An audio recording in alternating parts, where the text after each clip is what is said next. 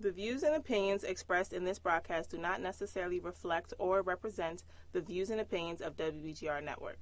Any questions or concerns about what is said should be directed to the show host, whose information will be provided upon request.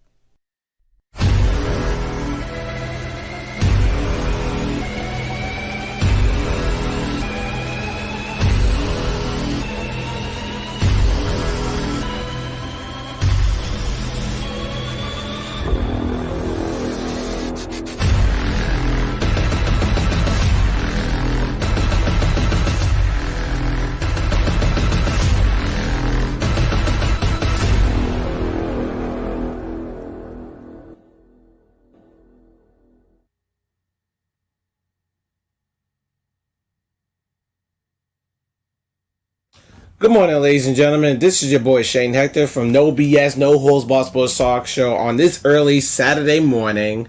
And I've got a lot of things to talk to you guys about this morning, and it's going to be fun, it's going to be interesting, and we got some controversy this morning because a certain state decided it was okay to legalize certain things. So it's going to be fun to talk about, and I want you guys to sit back on your seats, enjoy your breakfast, get your coffee or tea for some of you non-coffee drinkers out there. And let's just jump right into it. The number to call this morning is going to be 301-429-9247. That's going to be the number call this morning. And so what we're going to discuss is many different things. So let's go ahead and look at the topics for the day. So this morning we're going to definitely talking about is it California? That's going to be very, very interesting. We're going to talk about the Panthers and figure out what's going on with Cam Newton. We're going to talk about the Pats and the Cowboys and how I believe these two teams are on a collision course to the Super Bowl. And we're going to talk about the NCAA and the games to watch today. So, let's jump into it.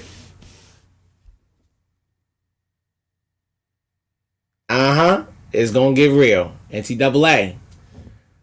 5 games to watch this week. Now, ladies and gentlemen, I want you guys to understand something. See, last week, everybody thought, I want to give a huge shout out to the University of Maryland for beating the brakes off of ranked Syracuse, who now is unranked after this week, and now Maryland is ranked number 20. This week, this Saturday, they're going to be facing Temple this week, after they, and the thing is, I want people to understand is, they lost to Temple last year, but this is going to be very interesting to watch under the new coach, under new head coach, and things of that nature. And what's going to end up happening is you're going to end up seeing how great this team is. So, I'm sorry, not NCAA games. I apologize. Meant to talk about California. So, California just passed a bill saying that what's going to happen is students are going to get paid for their likeness now. Now, this is going to be funny because I want people to understand something about this, right? So, the way it was worded by the California Assembly had passed a bill saying that students can now be paid for their likeness. Is it by different endorsers, and getting different endorsements and stuff and things of that nature, because of the fact that these kids they're not children by law. By law, little do people realize you can start work at the age of 18 because you are an adult by the by the age of 18 by law. Now, the thing is a coach can say, well, they're still kids. No, they're not still kids by the law.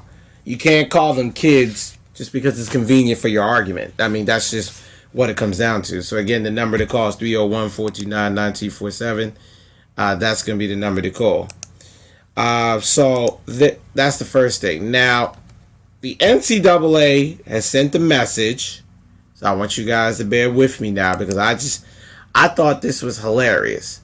The NCAA sent the message, and I quote, that any student who gets paid for their likeness and participates in a particular college in the state of California, in which there are 58 colleges in the state of California, those schools will be ineligible to participate in any NCAA sports. Now, NCAA is very being petty when they say this, because that tells me right then and there that they want the schools to profit from all the money, and that's what it is.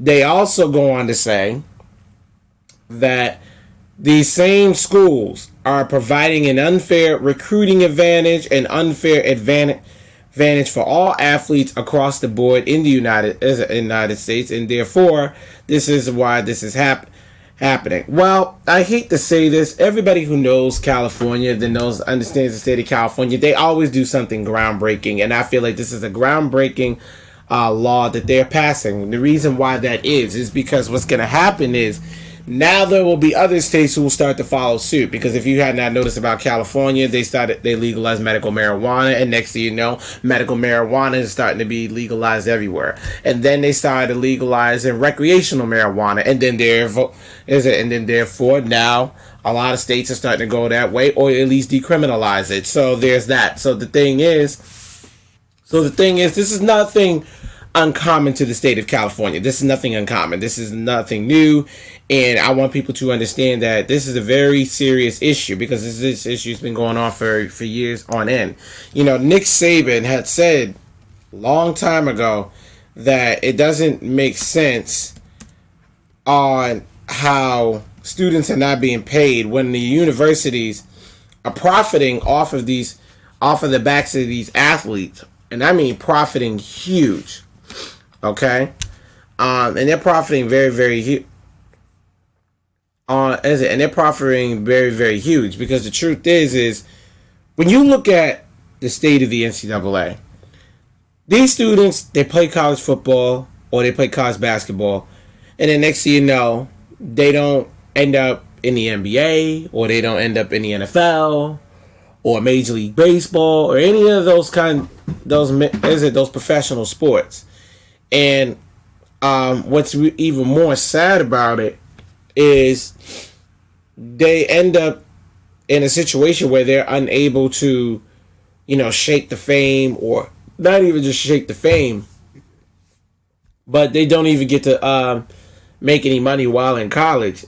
And next thing you know, they're not able to do the things that they love doing. It's not like we have multiple leagues of football. We had the AFL, we thought that was going to pan out, and then next thing you know, they ended up in a lawsuit, and then next thing you know, the AFL's been disbanded. Now the XFL is going to come back next year, so we're going to see how that goes, and we're going to see how many teams are going to be in that league. Now, I think that that's going to be a very good league to watch, but it's just that, again, it at least give athletes football athletes, and a chance to go into another league other than the NFL, because let's be real, the NFL is the cream of the crop. That's just what it is. And if the AFL would have panned out, then we would have had 3 leagues. We would have had the AFL, the NFL, and the XFL. And it would have been exciting to watch, because you got 3 different leagues to choose from. And on top of that, it gives opportunities to college football athletes that unfortunately wasn't able to get that opportunity in the NFL. So anyway, I thought it would have been pretty interesting to watch. So with that being said, this is not unheard of for the state of California. Not unheard of. And right now, the biggest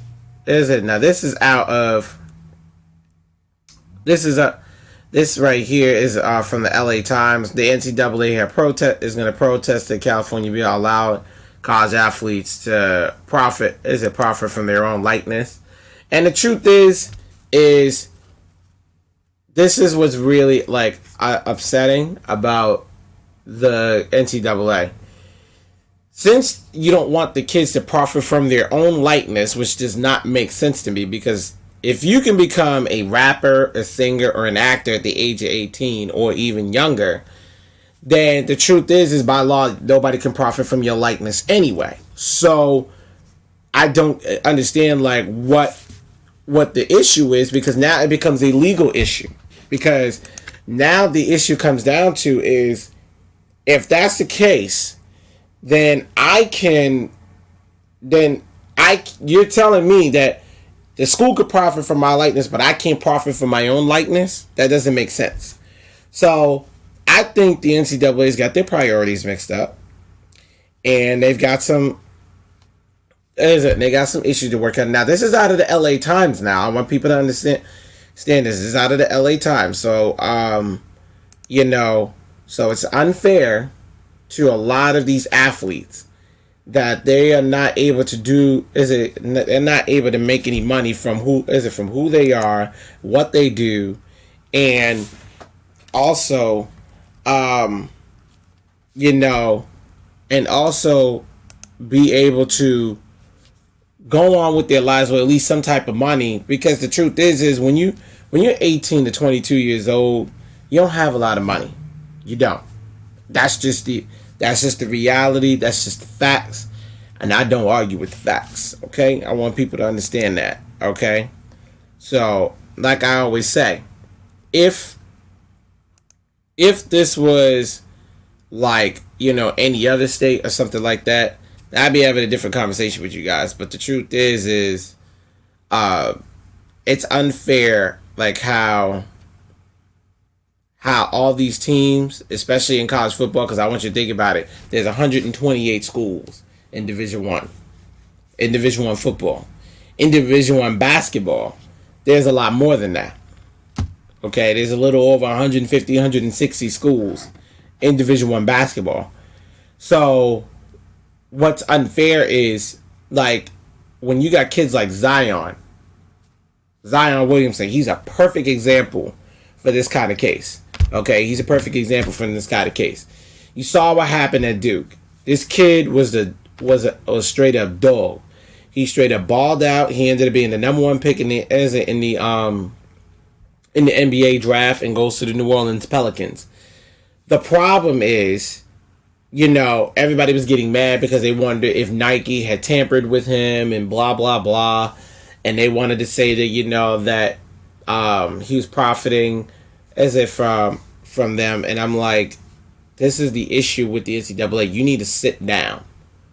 This has been an issue for a very long time. And, people have got to start to realize that you can't keep profiting from somebody's likeness. Not when this kid is bringing in celebrities. I mean, you have celebrities all over the country coming to see this kid play at Duke. And I know that brought in a lot of money to Duke University.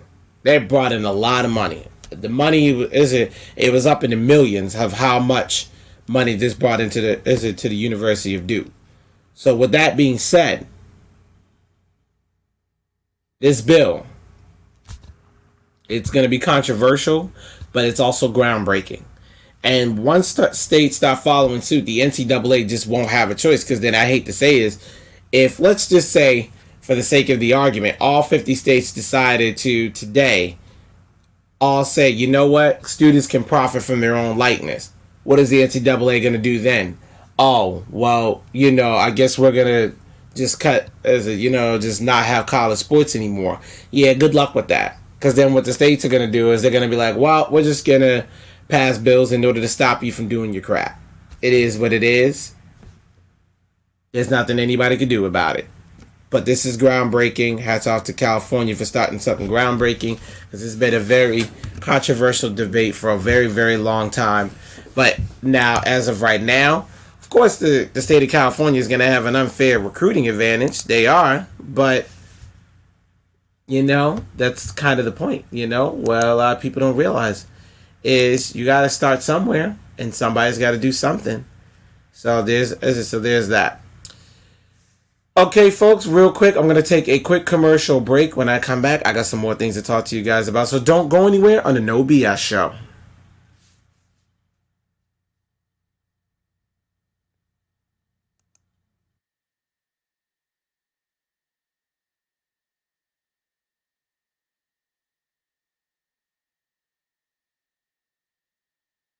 WBGR Network Client Appreciation and Networking Event.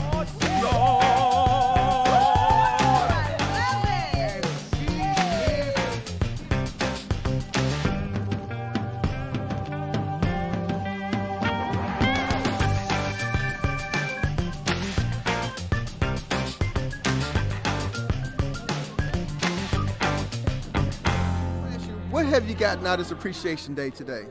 Well, this has been a wonderful day. I'm really pleased to be able to network and meet so many fabulous people that are on the WBGR network. It's really amazing, all the wonderful talent and all the wonderful programs that WBGR showcases every day. It's been a tremendous blessing to me to be here.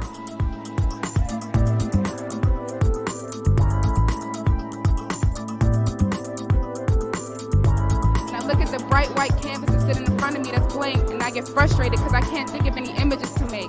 I'm discombobulated, trying to find the right words to get articulated, speech becoming modulated. I guess what I'm trying to state is, I'm tired.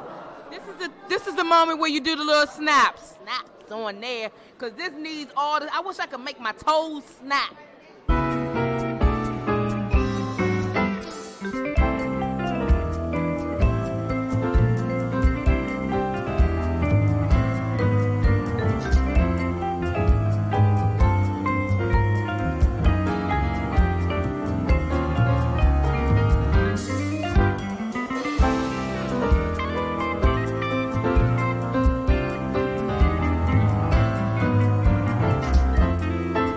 Amazing event, WBGR, and they have this event is tremendous. We have so much talent.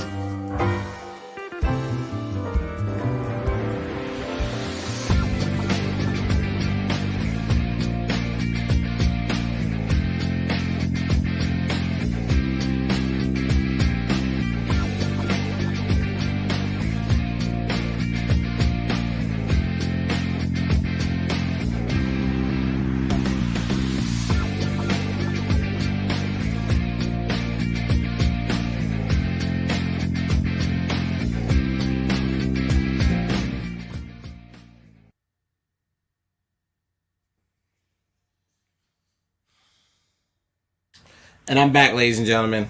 An unprecedented event has occurred. The Panthers are 0-2. I don't know how to say this. Something's going on with Cam Newton, and I'm going to say it because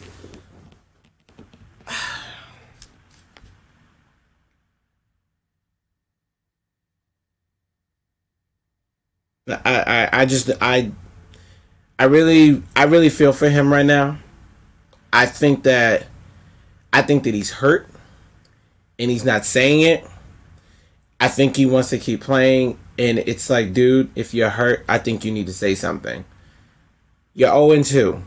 You haven't thrown a single touchdown this season, which is to me is unheard of. I've never seen Cam ever play this bad before, ever. I mean, this is a dude who was MVP. This is a dude who went to the Super Bowl. This is a guy who went to NFC Championship games. This is a guy who won the division multiple times before, who's been to multiple playoffs in his career. This is a guy who I thought when he came into the NFL was blockbuster. I don't know what's going on with him, but I just know this. 563 yards passing and no touchdowns. There's something absolutely wrong with Cam Newton. Now, some people will say, "Oh, he's trash." No, he's not trash. A guy is not trash if you become an MVP as a guy. That just doesn't happen in the NFL. I'm sorry, that's just what it is. It's the same guy who thrown 35 touchdowns and only 10 picks in 1 year, but ran for 10 touchdowns in a single season. And, in that year, he threw for 3,837 yards, okay? I think that there's an issue. And Cam last year, 3,395 yards, 24 touchdowns, only played 14 games, okay? And then the year before that, 22 touchdowns. Now, he didn't have a great year that year. He had 16 interceptions. Okay, and then the year before that, those were playoff years between 15 and 17. So I think what it comes down to is this. I think that Cam, there's something going on with him. That, his best completion percentage year was 2018. He completed 68% of his passes in 2018. That was arguably a really good year. 24 touchdown passes, 13 picks. And that was the best year percentage-wise, he did. And he's completed over 60% of his passes throughout his entire career. So,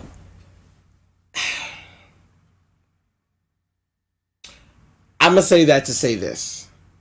The Panthers right now, he's thrown one pick. Correction, he thrown 572 yards this year. He's thrown one pick, no touchdowns in 2 games. I don't want to hit the panic button yet. I'm not going to hit the panic button yet. I want to see what happens after the first 4 games. There's 2 more games I want to see before I can say, all right, there's really something wrong and nobody's saying it. Okay? We're going to say this. And this dude is minus 2 yards rushing this year. -2. That's not Cam Newton. Okay? That's not Killer Cam. So, I want people to understand this. Athletes get hurt a lot. But what's really crazy to me is the fact that people could really sit there and say that this dude is trash when it's like, are you on the field with this man? Are you in that huddle? Because I see what DJ Moore is doing. A lot of these guys are not getting in the end zone. They're not getting separation. I'm not going to put the complete blame on these 2 losses on Cam, but he just hasn't been the same. He was 24-50 in that against the Buccaneers. The Buccaneers ain't been nice since Warren Sapp. That's just reality. The Buccaneers haven't been nice since Warren Sapp and all them. And all those boys, and Derrick Brooks and Simeon Rice and all that. And mind you, they got rid of Gerald McCoy, sent them to the Panthers anyway. They sent my man. How you gonna send my man? My man to the Panthers, yo? Y'all disrespect.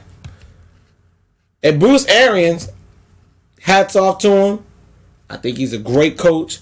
I saw what he did with Arizona, and then he comes back to football and he comes close to the Tampa Bay Buccaneers.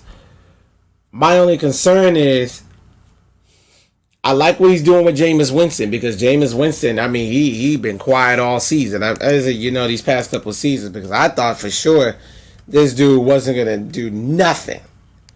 I thought this dude wasn't going to do nothing. And next thing you know, in this particular game, I have to say, the boy showed up. I just don't like him this year, but, it is what it is. Excuse me.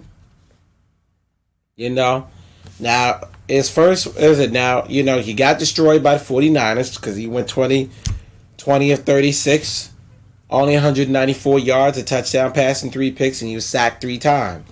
But then this game against the Panthers, 16 of 25, 208 yards, 1 touchdown pass, was sacked 3 times. He had a total QBR of 60.5 with a rating of 103.4. That was cute. I thought that was cute.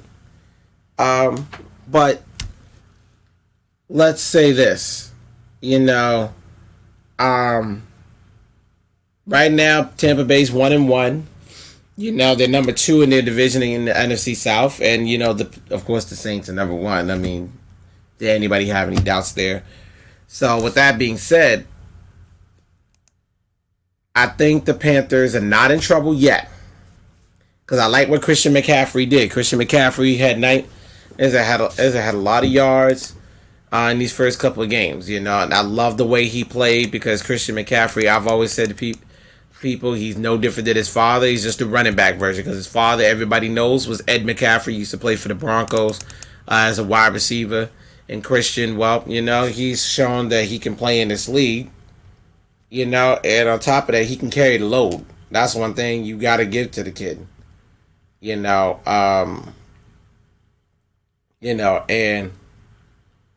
what I would want to see, this is what I want to see from this team from the Panthers. If they can find a way to get Cam Newton going, I firmly believe that Cam Newton is a light at the NFL. But unfortunately, because the thing is, he's got the receivers. He's got DJ Moore. He's got all these guys. He's got Greg Olsen. He's got guys to throw to. Okay? He got guys to throw to. So, what I want to see is this. If the Panthers can find a way. And the thing is, you can always split out my man, McCaffrey to at wideout. Now, the only concern is he's had, so far this season, he has 165 yards, 2 touchdowns, and he got about 35 carries so far this year. Yeah, well, that's pretty good because he had 16 carries last game. Just he didn't go anywhere because he only had 37 yards rushing. But then, the very first game against the against the LA Rams, we had 19 carries to 128 yards and 2 touchdowns. It's just that unfortunately they ended up losing that game. And mind you, he had 10 catches for 81 yards, so he had a little over 200 yards from scrimmage. 209 yards from scrimmage. And so the problem is, when you start putting that in perspective, when you have a guy like that, I don't know why the Panthers didn't utilize him against Tampa Bay. I would have split him out wide, put him in a slot receiver position because he's got the hands to do it. You got Greg Olsen, you could have split him out wide. There's the thing that bugs me about the Panthers is that they have multiple options available to them and they didn't even use it. They had multiple options available to them and they didn't use it. So I don't put all this blame on Cam. And I there's no way you could have tell me that I could put all the blame on Cam. If you guys want to comment, please call me at 301-429-9247 or slap a comment on Facebook. I will most certainly respond. You have multiple options available to you, and you telling me that the best you can come up with is 14 points? 14 points? That's all you got? I don't think it's fair. It is what it is. And what bothers me the most is, I think what bothers me the most is how could you sit here and tell me that Cam, I think what it bothers me is why it's like fans going on Twitter saying that this guy is not good anymore, throw him in the dumpster, he needs to go somewhere. Everybody wants to throw somebody away, until they perform again. Cam's not done yet. Cam is younger than me. I'm 31 years of age. Okay? Cam is 30. Okay? He was born in 1989. Cam has a long way to go before he's done with the NFL. He's got a long way to go. He's 6'5", 250 pounds. He's a big dude. Do I think he should be running anymore? No, I don't think he should be running at all like that if he don't need to. But here's what I say to say this. And I'm going to end this on this note. It's not over for Cam Newton. Cam is still that guy. He's still the guy that threw 35 touchdowns and 10 picks. He's still the guy who threw 4,000 yards in his very first year. I will never forget that year like it was yesterday. It was an amazing year. And, that's when I knew right then and there that dude was blockbuster. And with me, even more interesting is that he ran for 706 yards and 14 touchdowns in his very first season back in 2011. Okay, that was only 8 years ago. I want people to understand he is still that guy. He's still that guy. He is still that guy. That's the guy that I was used to watching. 14 rushing touchdowns and 21 passing in his very first season. That's 35 touchdowns. And then he does it again in 2015 when he takes it to the Super Bowl, and they were 15-1, and he has 45 touchdowns. He accounted for basically almost 70 to 80% of the offense. But hey, who am I? I'm just the guy that's just analyzing the situation. Real quick, folks, I'm going to take a quick commercial break. When I come back, I got some more things to talk to you guys about. So don't go anywhere on the No BS Show. Hello and welcome to the Breakfast Mojo. I'm your host, Comedian Koi. We are back. Once again, this time it's King versus Clown. The clown, which we're talking about here, is none other than McDonald's hotcakes. And now we're going to also try the Burger King sweet syrupy stacks. Look at the box. Isn't that cute? Little box.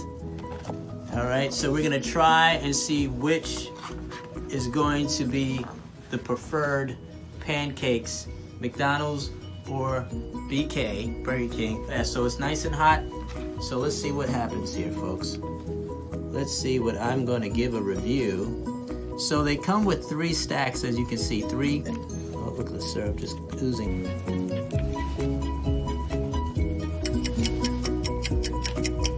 Okay. Let's try this. Let's make a comparison. I need some water. These are falling apart. McDonald's, they didn't fall apart at all, but these are can't even really keep their form after pouring syrup on them. There's definitely a distinct taste between the two of them. Similar, but yet distinctly different. But I noticed that Burger King pancakes are a lot more sweeter by itself. The syrup, it really doesn't need syrup. It really does taste like a cake, literally. McDonald's, on the other hand, really not much to go off of. It just tastes like bread. It's really your preference, folks. Do you want hot bread? Or do you want a stack of cakes? Because that's what it tastes like to me. So here's for my review. I'm gonna give this a breakfast booty. I'm gonna give it a breakfast booty. It's a breakfast booty. And I'm gonna give McDonald's a breakfast blah. Because there's really nothing fantastic, even with the syrup added to it. And even without the syrup, there's really nothing fantastic. I could at least say that BK does have a distinct taste without the syrup, which is more sweet, if that's what you prefer. So, would it be the McClown or would it be the King? Let us know at the Breakfast Mojo on WBGR Entertainment. I'm your host, Comedian Koi. We'll have some more stuff coming your way. We're going to even visit a chef that's going to cook for us, and we're going to eat it, because that's what we do at the Breakfast Mojo.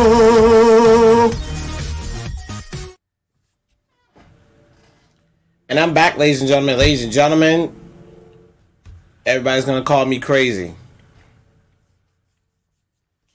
I think the 2 teams that are going to end up in the Super Bowl this year are probably going to be the Dallas Cowboys and most certainly the New England Patriots. I just firmly believe it's just something about the NFC East and the AFC East. I feel like for some strange reason, they've been finding their ways to the Super Bowl. I mean, the Giants have been there, who knows, twice since being in the NFL. The Eagles have been there twice within these past couple of decades. The rest have been either the NFC South or the NFC West has been in the Super Bowl. Can't really say about the NFC North because, I mean, let's be real, the Packers just can't get out of their own way. They only been once. And the rest of the teams in the NFC North, like, nobody cares about them. So there's that. And then let's look at the facts. The facts are, let's go back and look at the past couple of Super Bowls, right? The LA Rams, NFC West team, faced New England, lost 13-3, right? Then, of course, you look at then let's look at the year before that, NFC East, Patriots, Eagles.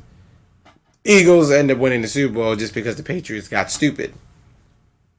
Simple as that.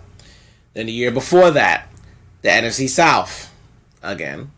The Falcons see New England and get destroyed in the Super Bowl because they found a way to lose the game. Then, let's look at the year before that, in 2015. The Broncos beating the brakes off of the poor Panthers. Okay? NFC South. Okay? And the year before that was the NFC West again with Seattle Seahawks. Then it's the NFC West again, Seattle Seahawks. And the year before that, the NFC West again.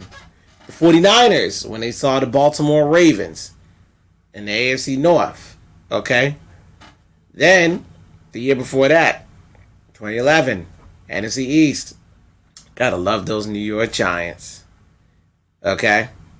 The only time the NFC North even seen the Super Bowl was the Packers.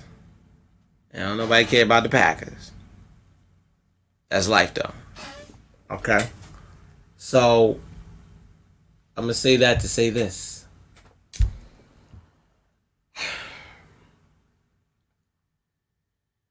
The Cowboys are arguably the most talented team in football right now.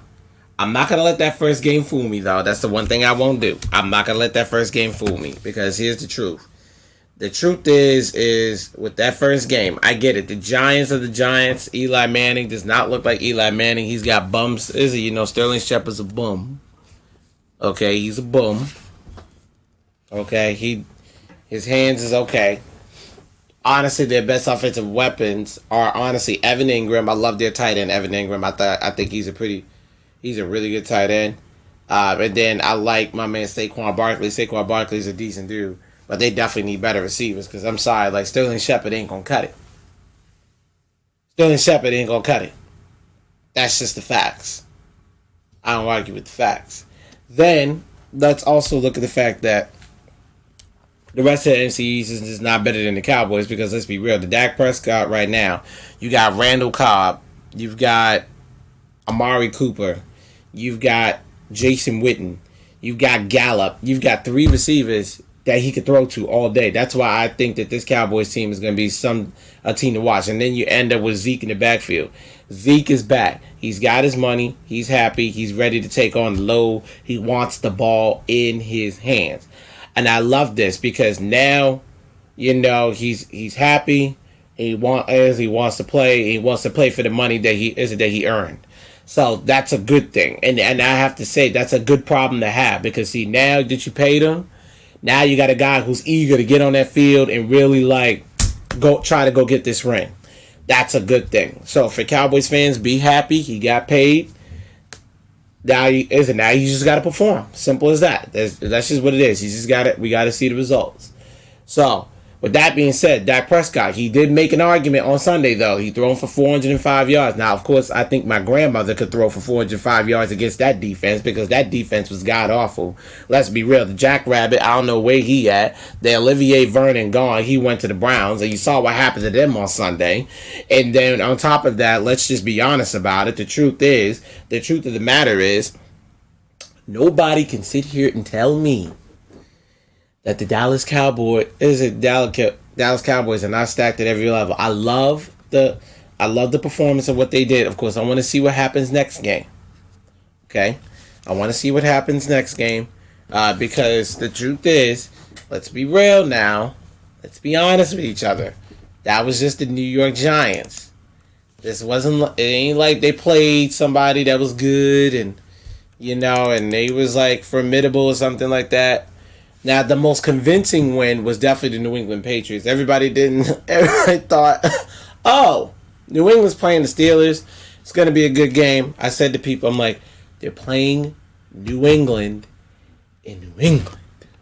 You're not going to, Steelers usually never beat the Patriots in New England. In fact, they almost never, throughout the entire time of Tom Brady, they never beat the Patriots in New England. Now, in Pittsburgh, of course, but even then, Tom Brady seems to beat them in Pittsburgh too, so it doesn't really make a difference where they go. So here's the facts. They had a convincing win. Tom Brady threw for 341 yards and 3 touchdown passes. Josh Gordon looked extraordinary. He looked good. He looked like he's ready. He's ready to play. He looked like he's going to be killing the game this year. Now, the other thing is you add in Julian Edelman, Antonio Brown, while he hasn't hit the exempt list yet, because this week they're going to be meeting with the person who accused Antonio Brown of sexual assault. So with that being said, so we're gonna see how that plays out because this Dolphins team that they're about to play, they're losing a lot of guys because they got beat up again by the Baltimore Ravens. The Ravens trounced them 59-10. They're probably gonna be 0-2 after this game. And Minkah Fitzpatrick, there's a huge chance that two NFC East teams might get Minkah Fitzpatrick, the safety from Alabama that went to the Miami Dolphins in the first round. There's a huge chance that either the Eagles might get him or the Dallas Cowboys will get him, and they're trying to work out a trade deal right now because he did ask to seek a trade.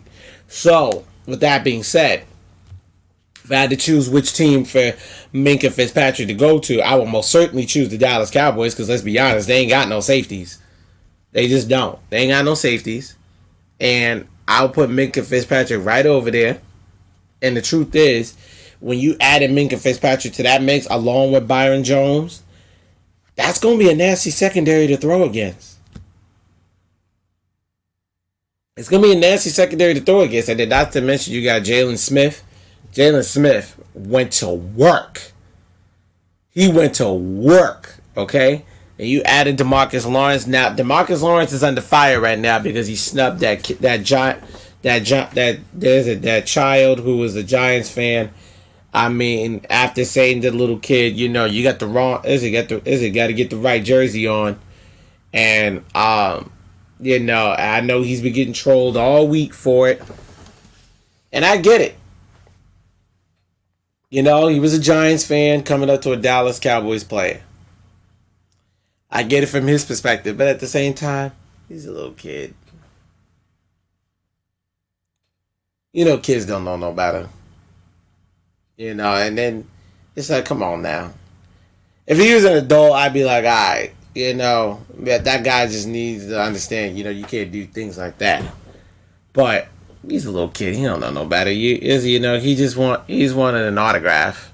To say that, so that way he can have bragging rights to his friends. That, hey, I got an autograph from DeMarcus Lawrence, the DN for the Dallas Cowboys. Come on now. But, hey, to each his own. He can defend it. And he, because he felt some type of way, about the Giants, and I get it. But getting back to the point, the Cowboys are stacked at every level, but so ain't the Patriots. Let's look at the Patriots. Okay, you got Tom Brady at the helm. Okay, he's still playing at a high level. The way he was zipping that ball against the Steelers, it was unreal. I still can't believe that this man is 42 years old and still zipping the ball as if he's 25. That to me is just unprecedented. So I have to say that to say this. I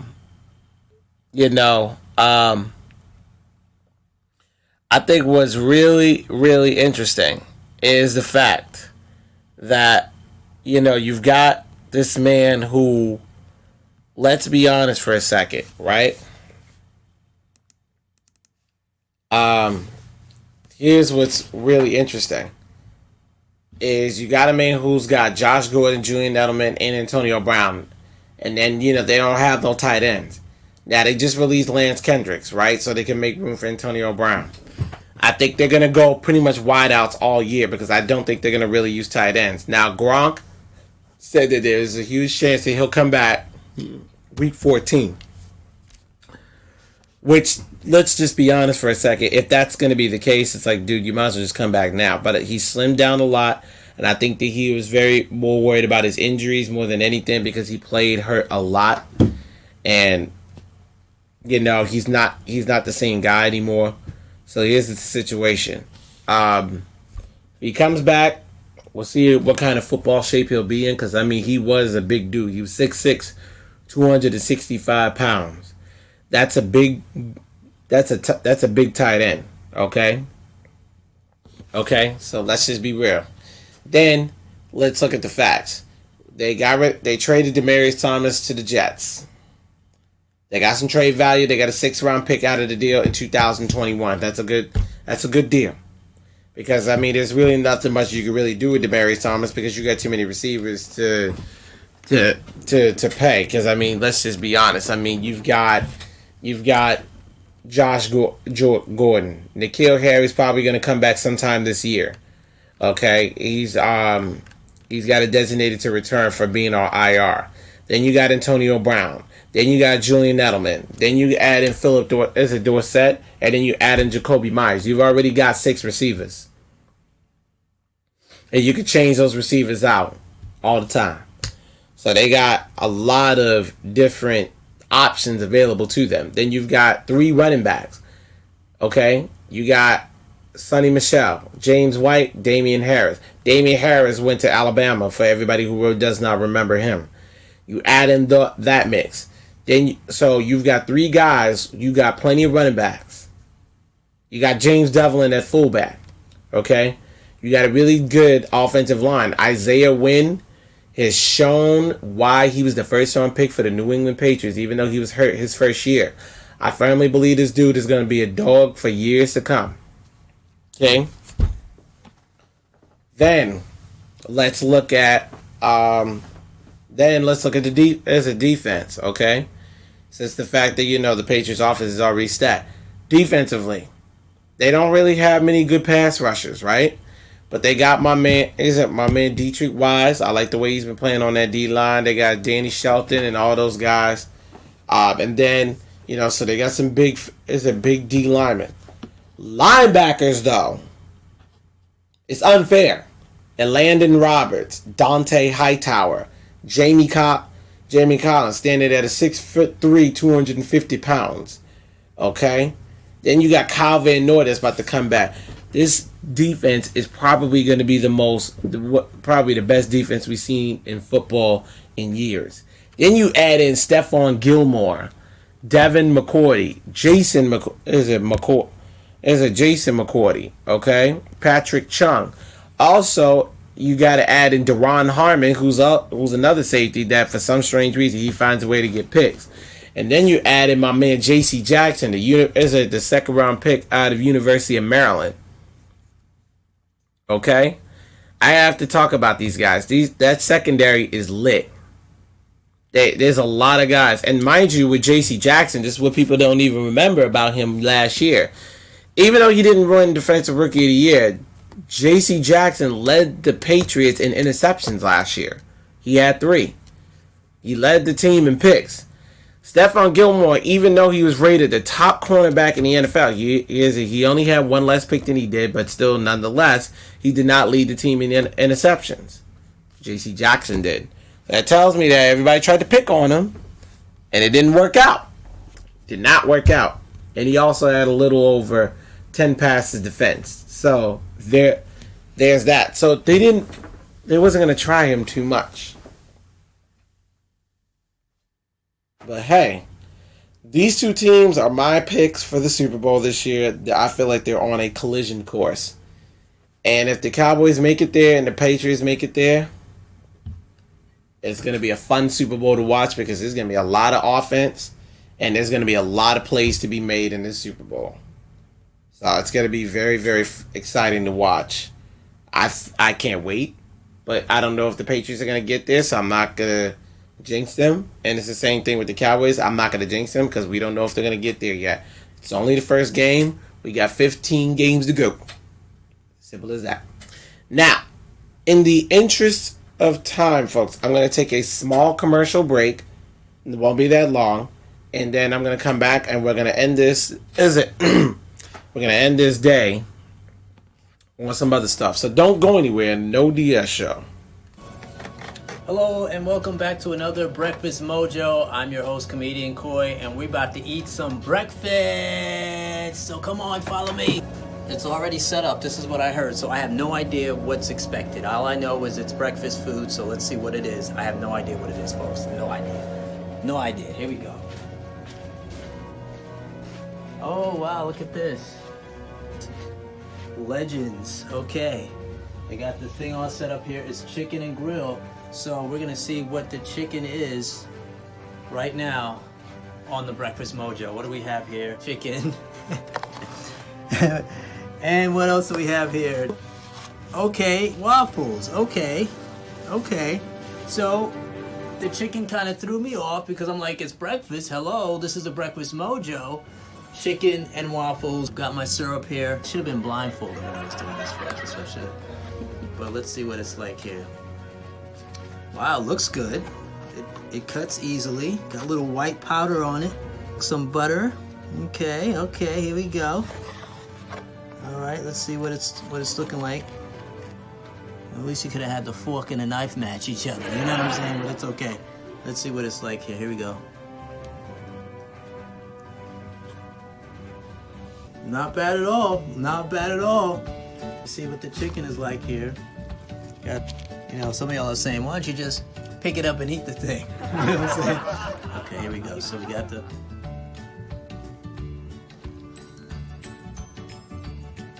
Very basic. Nothing fantastic. I wonder if I can do 2 reviews. One for the chicken and one for the waffle. I actually like the waffle. I think the waffle is very good. The waffle is the batter is very, what do you say? A little bit on the sugar side. The chicken, on the other hand, could be a lot better. I'm not really happy with the chicken as much. I don't think the chicken actually makes the waffle any better. I think the waffle actually complements the chicken. You know what I'm saying? So for my review, I will say breakfast brilliant for the waffle and breakfast blah for the chicken. If I were to do it separately. So that's all the review that we have. Thank you so much for tuning in. Look, what is your favorite waffle place? Do you have a chicken and waffle spot that you normally go to that you can recommend? If you do, write it in the comment. Let folks know, okay? Don't forget to subscribe. Breakfast Mojo. Take care.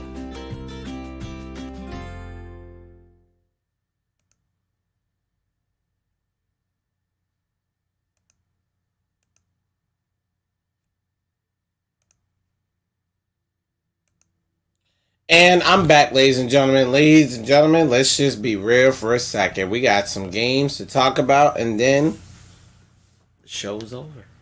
So, let's jump into it.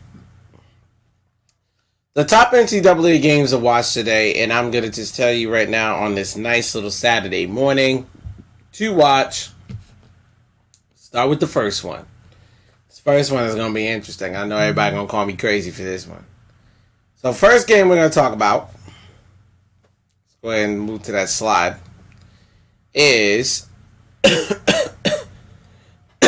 Lord Jesus. So one of the first games we're going to talk about is about today. It's going to pop up in a second. So, let's see. Really quick, folks, I'm going to take a quick commercial break. When I come back, we're going to work on some things, so don't go anywhere. No BS show.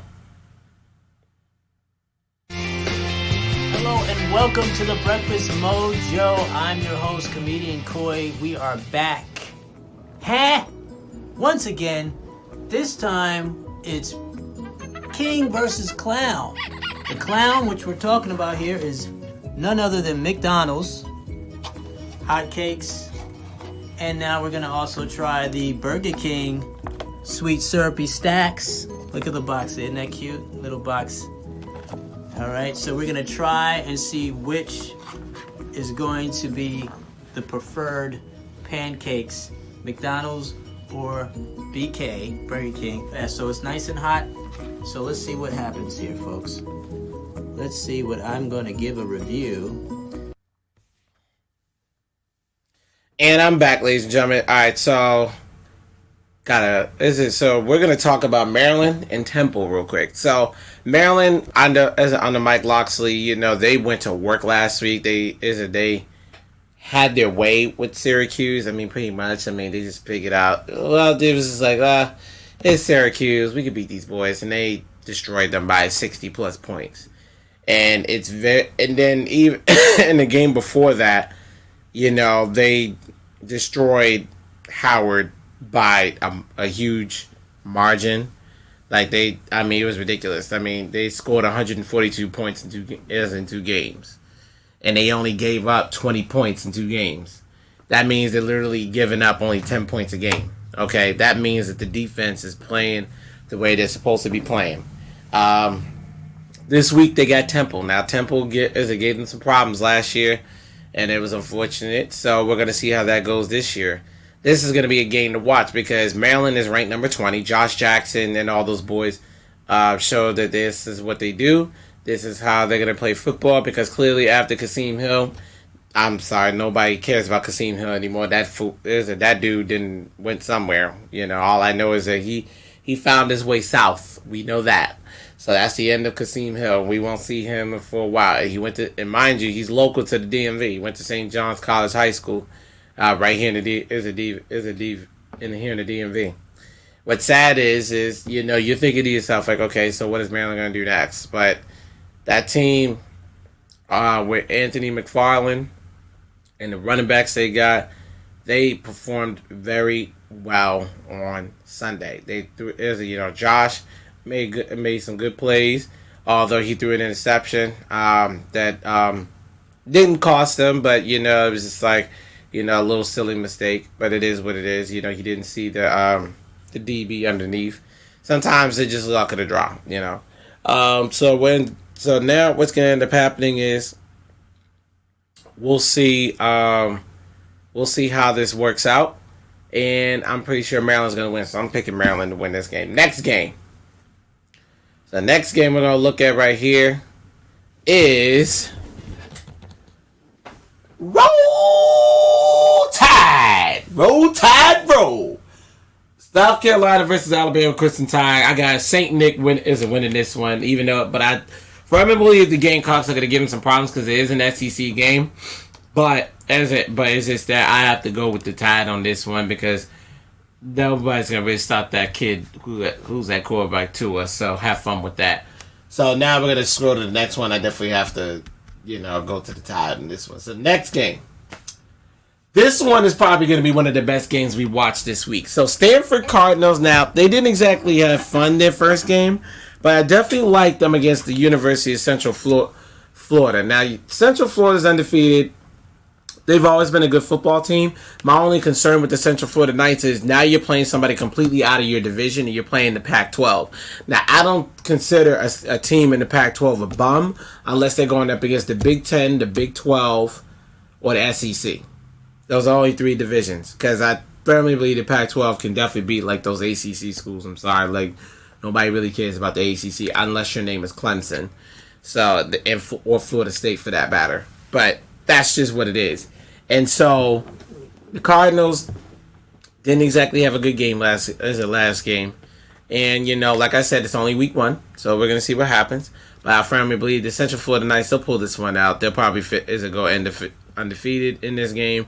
And I'm pretty sure that they can find a way to win games. They've always won games by really outscoring their opponents because they know their defense is not going to really help them out. But their defense helps them out this game. Then I'm pretty sure we'd be having a different conversation. Next game. So next game we're going to talk about the Gators and Kentucky. Now, the Gators have not lost to Kentucky yet, but I think that this is the year that Kentucky beats the Gators at home. So I'm going with the Kentucky Wildcats for the upset. Even though the Gators ranked number 9, they shouldn't have won that last game against Miami. I'm sorry. I just don't see how anybody could justify to me how the Florida Gators are even remotely good when you shouldn't have even beat the Miami Hurricanes. You just shouldn't. It is what it is. But I think the Wildcats are definitely going to give them a run for their money. I got the Wildcats winning this one. Next game. And this one in my final game. Okay. The Ohio State University versus the Indiana Hoosiers. The Buckeyes and the Hoosiers, they're both undefeated. They're both 2-0. This is their first Big Ten game between the two teams. Now, Ohio State, especially watching Justin Fields play. Justin Fields had played very, very good last game. Okay, he thrown a little over 4+ touchdown passes. So I like the way the Ohio State Buckeyes is playing football. They're playing very good on defense. They're not allowing a lot of points. I think they're only averaging 14 points a game that they're giving up, which is very good in the NCAA. If you're holding your opponents under 14 points a game, then you're going to win football games because your offense is at averaging over 40+ points a game. So that's a good thing. Now, the Hoosiers is not no bums. They ain't no slouches. So these guys are going to become the play. So for any Buckeye fan out there, I want you to understand, this is a trap game. This is a trap game. I'm going to choose Ohio State to win. But this is a trap game. So this is a game that you have to really pay attention, because that Indiana secondary has been really good for years. And the thing is, they just have had no guys go to the league. But I firmly believe that they might get a guy this year that might as a leave for the NFL, because that safety they got, that boy's been there. He's been there a long time. So it's going to be interesting. So I can't wait to see how this pans out and how these teams fare. And so those are my top 5 picks, but I'm picking Ohio State to win this game. Those are my top 5 games for the week. Now, ladies and gentlemen, I'm out of time. Sorry. I know you guys doesn't want to hear me talk. But I want you guys to go to the Facebook viewer group, go to the No BS, No Holds Barred Sports Talk Show viewer group. Then I want you to follow the YouTube page, the YouTube channel, No BS, No Holds Barred Sports Talk Show. Also follow my blog on Blogger at the No BS, No Holds Barred Sports Talk.blogspot.com. Follow my social media at insane_Shane29, underground SB29, Shiz_29, No BS, No Holds Barred, and then my name, Shane Hector, on Facebook. If you want to advertise with the show, email me at undergroundsportsllc@gmail.com. So go ahead and also, if you want to advertise with WBGR, just email me here. Team No BS, the district, DMV, I love all of you guys. I want to thank everybody who supports the show. Shout out to my engineers in the back, Brandon and Kia. I love you guys both. Thank you for running my show. No BS is out of the building. Peace.